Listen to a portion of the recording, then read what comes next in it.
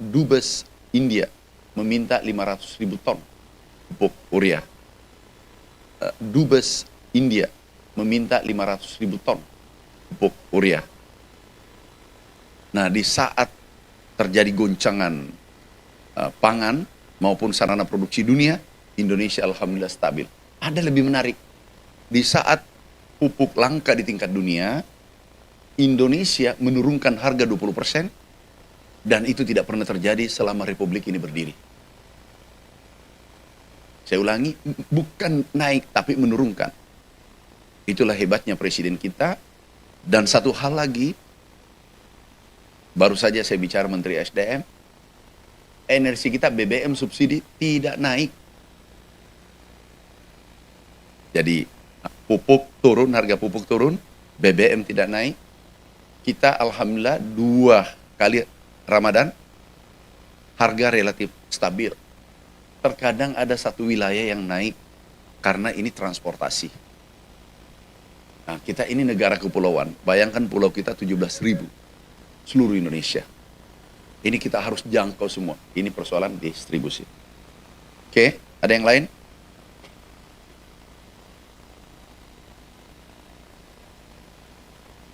Nah, itu ancaman di negara lain. Untuk Indonesia, insya Allah kita sudah siapkan dengan baik. Dulu El Nino 2015 kita siapkan infrastruktur.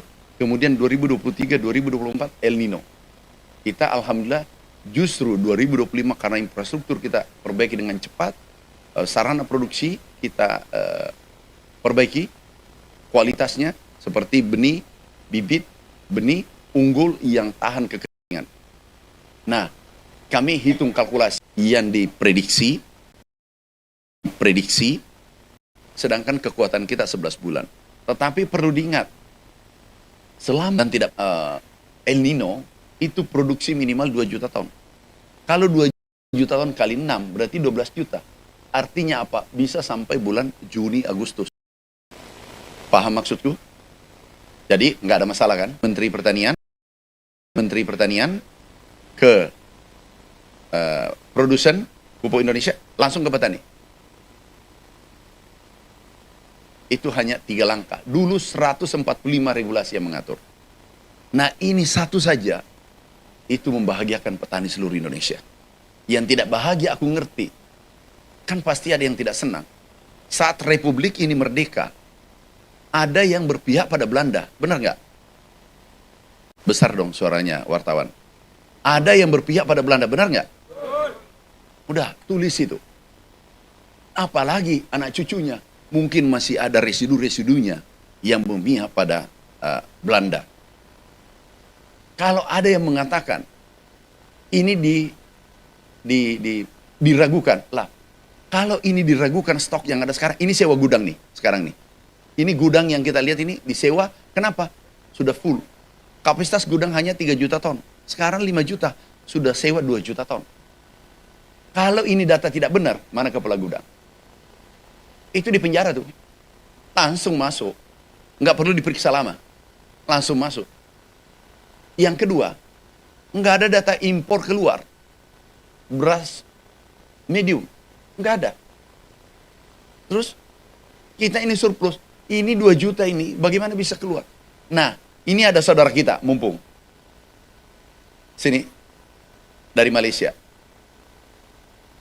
Ini minta beras 500.000 ton. Ah, ini menarik. Ini jadi judul lagi nanti. Kebetulan tadi mau ketemu, saya bilang ke Surabaya. Ini orangnya dulu impor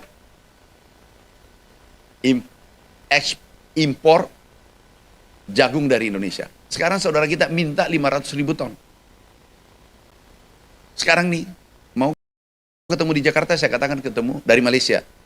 Saya sudah ketemu menterinya, saya bilang ketemu di Surabaya. Kenapa saya harus hadiri pertemuan dengan Bulog? Oke? Oh, untung nih. Tanya nanti, apa benar data mau impor? Iya kan? Karena, dan menariknya, harga pangan dunia turun, ada 33 negara yang konsumsi beras, itu harganya turun dulu $660, menjadi 380, 340 sampai $380. Karena Indonesia tiba-tiba tidak impor 7 juta ton 2 tahun berturut-turut. Indonesia adalah importir beras terbesar dunia. Dan tiba-tiba stop. Pasti harga turun kan? Lah, ini saja data-data ini kalau diolah dengan baik, dengan akal sehat. Ini pasti mengatakan, oh iya benar. Ada yang lain? Bebas bertanya. Harga telur naik. Nah harga telur. Kami langsung, inilah hebatnya MBG. MBG itu adalah off-taker produksi petani 160 juta.